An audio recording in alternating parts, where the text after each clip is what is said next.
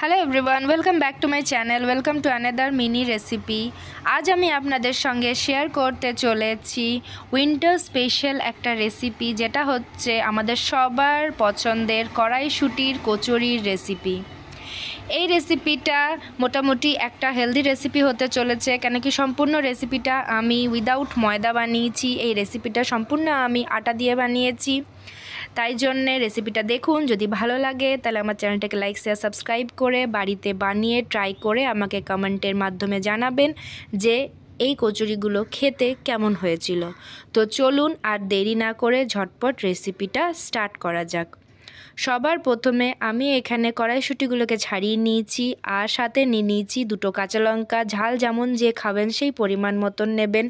আর নিয়ে নিয়েছি 1.5 ইঞ্চির মতন একটি আদা, যেটা ছুলে পরিষ্কার করে নিয়েছি। অনেকে কড়াইশুঁটিগুলোকে একটু ভাপিয়ে নেয়, আমি এখানে কাঁচাই ব্লেন্ড করব। তো প্রথমেই ব্লেন্ডিং জারে কড়াইশুঁটিগুলোকে দিয়ে দিয়েছি, সাথে দিয়ে দিয়েছি 2টি কাঁচা লঙ্কা আর দিয়ে দিয়েছি আদা। এবারে এই সব কটাকে আমি একটা মিহি পেস্ট তৈরি করে নেব। তো চলুন পেস্টটা আমি মিহি একটা তৈরি করে নিই ঝটপট করে। দেখুন এখানে একটা মিহি পেস্ট হয়ে গেছে, আমি হাতে নিয়ে দেখাচ্ছি কতটা মিহি হয়েছে পেস্টটা। এবার আমি এটাকে একটু সাইডে রাখবো আর বানিয়ে নেব একটা ভাজা মশলা। তো ভাজা মশলাটা বানাবার জন্যে সবার প্রথমে আমি এখানে একটা কড়াই গরম করতে বসিয়ে দিয়েছি, সাথে ওর মধ্যে দিয়ে দিয়েছি গোটা জিরে আর একটি শুকনো লঙ্কা। এটা একটু ড্রাই রোস্ট করে নেব। এবার দেখুন এটা একটু ড্রাই রোস্ট হয়ে গেছে। এবার এটাকে সাইডে রেখে আবার ওই সেম প্যানটাতেই আমি দিয়ে দিয়েছি সামান্য পরিমাণের একটু ঘি, যেটা মেল্ট হয়ে গেছে। ভালো করে ঘিটা গলে যাওয়ার পর ওর মধ্যে দিয়ে দিয়েছি হিং।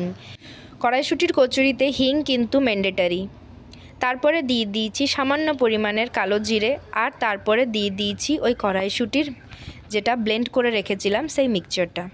তারপর দিয়ে দিলাম ওর মধ্যে একটুখানি সামান্য হলুদ, দিয়ে দিলাম পরিমাণ মতো নুন, আর দিয়ে দিলাম চিনি। এবারে এটাকে খুব ভালো করে আমাদের ড্রাই হয়ে যাওয়া অবধি নাড়িয়ে চাড়িয়ে একদম শুকনো করে নিতে হবে, একদম ড্রাই করে নিতে হবে। এই পেস্টটা আস্তে আস্তে করব, একদম লো ফ্লেমে করব, যাতে এটা পুড়ে না যায়। এটা যতক্ষণ পর্যন্ত আমাদের রেডি হচ্ছে, আমি ততক্ষণ অন্য একদিকে আরেকটা কাজ করে নিচ্ছি, সেটা হচ্ছে আটাটাকে খুব ভালো করে মেখে নিচ্ছি। তো চলুন এটাকে একদিকে আস্তে আস্তে হোক, ততক্ষণে আমি অন্যদিকে আটাটাকে মেখে নিই। এখানে আমি একদম আটা নিয়ে নিয়েছি, একদম ময়দা নিইনি, যেটা আপনাদেরকে বলেছিলাম আমি ময়দার ইউজ করব না। আটার মধ্যে দিয়ে দিয়েছি ময়াম, যার মধ্যে দিয়েছি পরিমাণ মতন একটু নুন, একটু চিনি, আর দিয়ে দিয়েছি ঘি। ঘিটা আমি একদম মেল্ট করে দিয়েছি এখানে, যাতে কোনো রকম অসুবিধা না হয়। এবারে সব কিছু ভালো করে আমাদেরকে মিশিয়ে নিতে হবে। এখানে দেখুন মিশিয়ে নেওয়ার পর বুঝতেই পারবেন যে ময়ামটা কেমন হয়েছিল। যদি এই মিশ্রণটা ঢেলা ঢেলা মতন হয়ে যায় মাখাবার পর, তাহলে বুঝবেন ময়ামটা একদম ভালো হয়েছিল। তো এরপর এটাকে আমি জল দিয়ে ভালো করে মেখে নেব। দেখুন এখানে আমার আটাটা ভীষণ ভালোভাবে মাখা হয়ে গেছে। এবারে এটাকে আমি রেস্ট করতে দিয়ে দেবো কিছুক্ষণ। আর ওই দিকে কিন্তু আমার পুরটাও একদম ড্রাই হয়ে কমপ্লিট হয়ে গেছে। তো ফ্লেমটা অফ করে আমি ওই যে ভাজা মশলাটা বানিয়েছিলাম জিরে আর শুকনো লঙ্কা, সেটা এখানে দিয়ে দেব আর ঠান্ডা হতে দেব। এরপর ঠান্ডা হয়ে গেলে আমি এখানে লেচি কেটে নিয়েছি, আটার লেচিগুলোকেও রেখেছি, আর অন্যদিকে আমি ওই মটরশুঁটির পুরের লেচিও বানিয়ে রেখেছি। সবকটাই গোল গোল বল করে রেখে দিয়েছি, যাতে আমার সুবিধা হয়।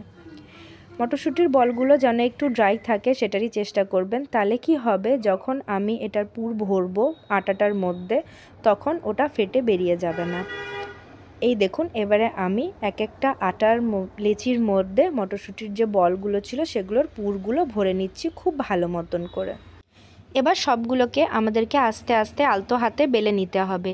আর বেলার আগে আমি সবগুলোতেই একটুখানি করে ঘি লাগিয়ে নিচ্ছি। আমি একদিকে একটু মেল্ট করে রেখেছিলাম ঘি, সেটাকেই আস্তে আস্তে লাগিয়ে নিচ্ছি আর রোল করে নিচ্ছি একদম আলতো হাতে, যাতে পুরগুলো ফেটে না বেরিয়ে যায়। এই দেখুন একটা আমার বানানো হয়ে গেছে, আমি আপনাদেরকে দেখাচ্ছি। দেখুন আলতো হাতে বেলেছিলাম বলে আর পুরটা শুকনো ছিল বলে এক ফোঁটাও ফেটে বেরোয়নি। এরপর এগুলোকে ভেজে নেওয়ার পালা।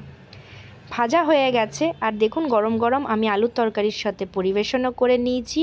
তো এই রেসিপিটা কেমন লাগলো কমেন্টের মাধ্যমে জানাবেন। আজকের জন্য এইটুকুই, বাই।